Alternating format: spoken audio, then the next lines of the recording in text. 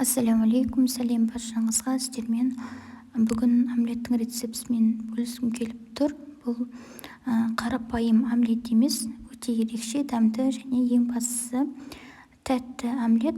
Сондықтан бұндай омлет жеп көрмесеңіздер, таңғы асқа дайындауларыңызға кеңес беремін. Бізге алдымен жаңағы бір бананның жартысы, бал, йогурт және жұмыртқа керек.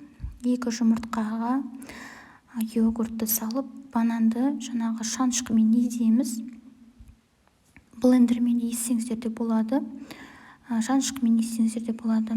Осыны біз жаңағы смесімізге салып, тағы да венчикпен араластырып жібереміз.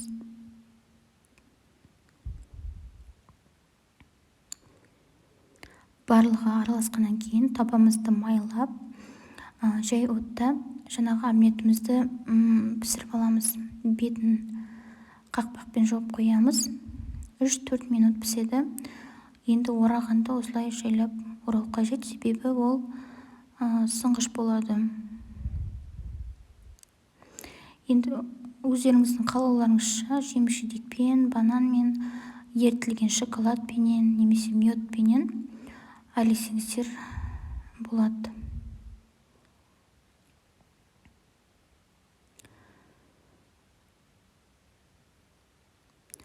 Бізде осындай омлет шықты.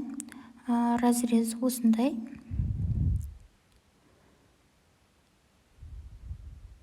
Неге разрез осындай болады. Өте дәмді, тәтті, ерекше. Сондықтан міндетті түрде дайындап көріңіздер. Ас болсын.